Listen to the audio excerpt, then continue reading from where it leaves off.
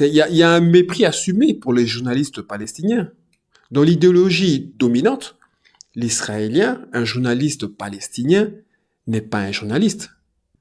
Il est palestinien avant tout, un danger.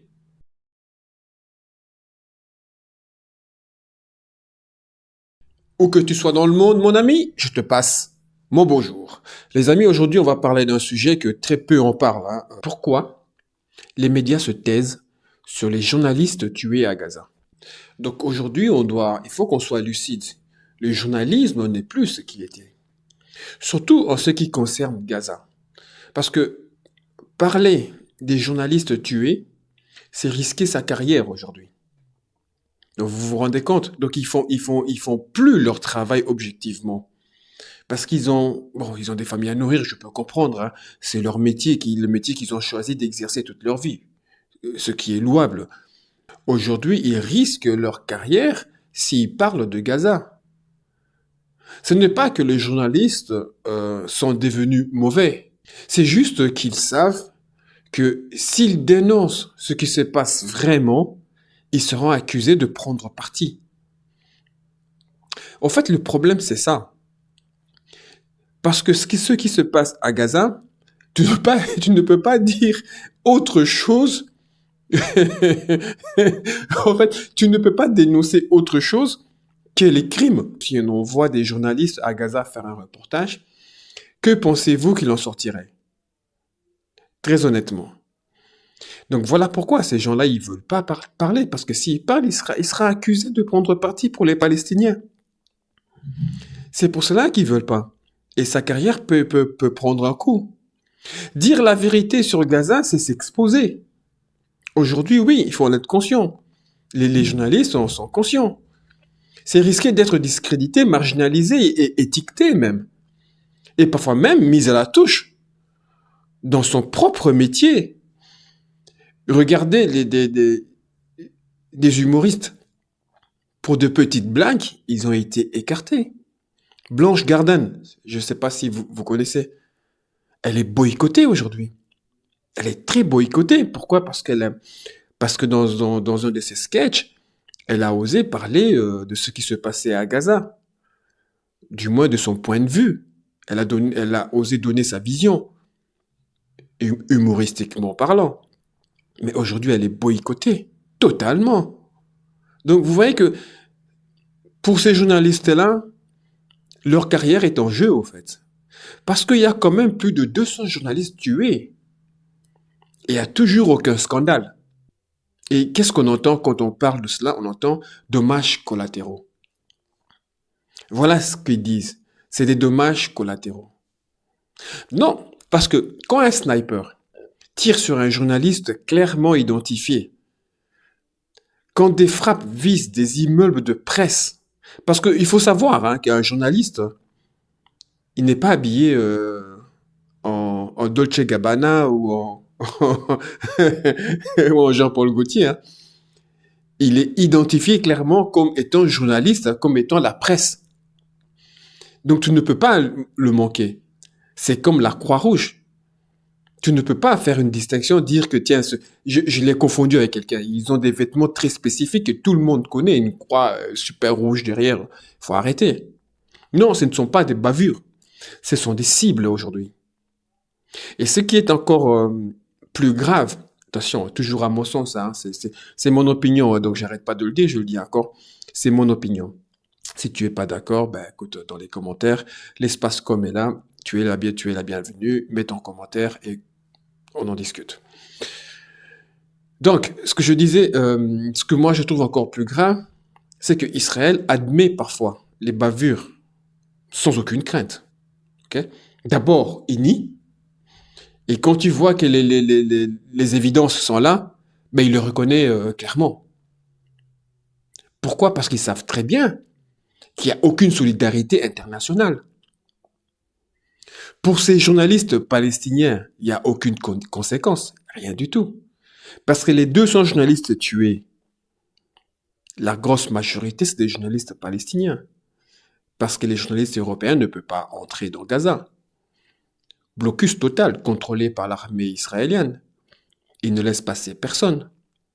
La question, c'est pourquoi ne laisse-t-on pas passer les journalistes européens? Pourquoi? Il y a un mépris assumé pour les journalistes palestiniens. Dans l'idéologie dominante, l'Israélien, un journaliste palestinien, n'est pas un journaliste. Il est palestinien avant tout, un danger. Il est non fiable parce qu'il raconte une réalité qu'Israël refuse d'entendre. Attention, je le dis comme je le répète toujours dans toutes mes vidéos. Quand je dis Israël, mettez-vous bien dans la tête, je ne parle pas de tous les Israéliens. Parce qu'à partir du moment où il y a même 2 Israéliens qui s'y opposent, je ne peux pas parler de tous les Israéliens. Et je parle vraiment de ce gouvernement d'extrême droite. C'est vraiment eux à qui moi je vise, hein, qu'on soit bien clair. Donc je disais que pour eux, le journaliste palestinien, il est non fiable. Les informations qui sortent de la bouche d'un journaliste palestinien, ça ne vaut rien pour les Israéliens. Alors dans ce cas, pourquoi tu ne laisses pas entrer les Espagnols, les Français, les Allemands, les Anglais, tout ce que tu veux? Comme ça, eux, ils auront peut-être une autre version que le journaliste palestinien. Mais ils veulent pas. Pourquoi? Parce que quand c'est un Anglais ou un Américain ou un Allemand qui rapporte les mêmes faits, là, étrangement, personne n'osera les contredire. Mais quand c'est un Palestinien, sa parole est systématiquement disqualifiée. Donc, c'est une stratégie délibérée de tuer l'information. Et n'oublions pas une chose essentielle. Les journalistes palestiniens sont les seuls témoins directs de ce massacre. Donc, si vous ne les croyez pas, alors vous ne croyez rien de ce qui se passe là-bas. Et c'est pour cela que ce gouvernement fait tout pour les faire taire. Parce qu'ils sont les seuls à sortir les images et à nous dire exactement ce qui se passe là-bas. Les journalistes occidentaux n'ont même pas le droit d'accéder sur le terrain. Tuer un journaliste palestinien, c'est tuer l'information. Pas d'image, pas de scandale. Pas de scandale, pas de pression internationale. Et pourtant, selon le droit international, je vous l'ai dit au début de la vidéo, les journalistes doivent être protégés. Mais là encore, silence complet. Pourquoi personne ne dit rien? Parce que c'est des journalistes palestiniens. Si vous allez tuer 50 journalistes français, 30 journalistes allemands, vous verrez comment les choses vont changer. Une aide humanitaire bloquée, en toute impunité.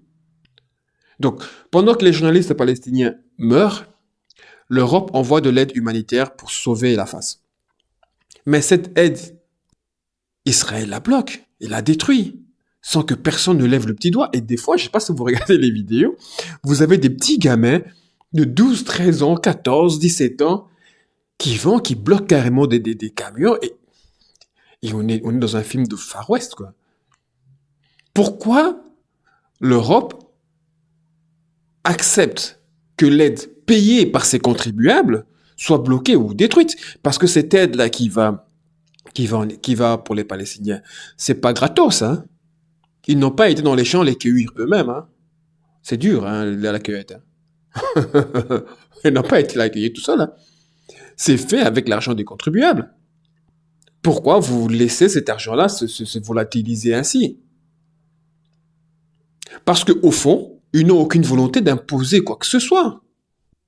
Il faut que tout le monde comprenne que cette aide humanitaire n'est que purement une façade hypocrite. Un moyen de dire on a fait ce qu'on a pu, sans trop froisser les liens stratégiques. C'est comme ça que moi je le vois. Parce que sinon, je répète, pourquoi vous ne faites rien quand l'aide humanitaire payée par vos contribuables, qui n'ont rien à voir avec cette guerre, qui n'ont rien à voir avec ce conflit, hein, ils n'ont rien à voir là-dedans, est détruit. Donc leur argent est détruit, leur argent est parti en fumée. Pourquoi vous faites rien alors? On a tous vu la différence. Le 7 octobre, les médias ont accordé un temps d'antenne énorme à Israël. Et à juste titre. Je ne vais pas vous dire le contraire. À juste titre. Mais aujourd'hui, face au massacre des civils palestiniens, le silence est assourdissant. Le silence est assourdissant. Quand il s'agit de donner la parole, on voit passer des représentants de l'armée israélienne sur tous les plateaux. Mais combien de Palestiniens invités pour raconter ce qui se passe là-bas? Combien de Palestiniens invités pour dire ce qu'ils subissent? Pratiquement aucun. En tout cas, pas à ma connaissance. Si tu sais, si tu as les extraits de la vidéo, mets-le-moi en bas et je le regarderai avec plaisir. Tu as mon lien dans la description, mets-le-moi là-dedans, je le regarderai avec plaisir. Le vrai courage, les amis, est à côté de ceux qui refusent. Parmi tout ça, il y a comme un lueur d'espoir. Parce que, je l'ai dit, s'il y a des bonnes choses qui se passent aussi en Israël, il faut aussi le dire. On ne peut pas non plus passer notre temps à dire tout le temps Israël ceci, Israël cela, Israël ceci, Israël cela. Il y a aussi en Israël des gens qui sont totalement opposés et des gens qui veulent vraiment que, que l'issue de ce conflit soit trouvée d'une autre manière. Et parmi tout ça, il y a des soldats israéliens qui refusent de porter l'uniforme pour participer à ce qu'eux-mêmes, ils appellent un génocide. Eux-mêmes. Et qu'est-ce qui se passe? Netanyahou, non. Satanyahou les jette en prison. Eux au moins, les amis, eux au moins, montrent qu'il est encore possible d'avoir un courage dans un climat de violence et de haine. Chose que les médias ici n'osent même pas faire. Ils sont très loin, ils sont hors contexte, c'est un problème qui ne les concerne pas et ils n'osent même pas en parler. Et tu as des gens des gens qui vivent en Israël, qui sont concernés et qui sont même les premiers à aller sur le front. Et eux qui s'y opposent. Donc voilà ce que j'avais à dire là-dessus. Donc, pendant que l'Occident gesticule, incapable de faire respecter ses propres principes, bah, Israël, tranquillement, poursuit son entreprise coloniale en toute impunité. Ce que nous voyons aujourd'hui à Gaza, c'est exactement ce que les Américains ont fait au peuple autochtone pour bâtir leur empire. C'est exactement ça. Donc pour moi, c'est ça au fait que cet idiot, cet imbécile de Satanyahou veut. Il veut un deuxième États-Unis, mais de l'autre côté du monde. Il veut que son pays devienne comme les États-Unis. Il veut s'agrandir. Moi, je suis sûr qu'il ne s'arrêtera pas à Gaza, à la Cisjordanie, il ne s'arrêtera pas là. Je suis certain qu'il grignotera des terres de plus en plus, parce que je pense qu'il veut faire d'Israël une United States. Donc, chacun ouvre les yeux. Le silence des médias tue autant que les bombes. Eh oui.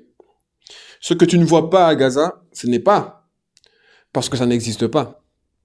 C'est parce qu'on t'empêche de le voir, tout simplement. Sur ce, les amis, merci d'avoir regardé cette vidéo jusqu'au bout. Si tu es arrivé jusqu'à la fin, ce que tu as apprécié, alors laisse-moi un petit pouce j'aime. Abonne-toi. Sur ce, les amis, je vous dis à la prochaine vidéo. Oh, que la paix soit sur vous.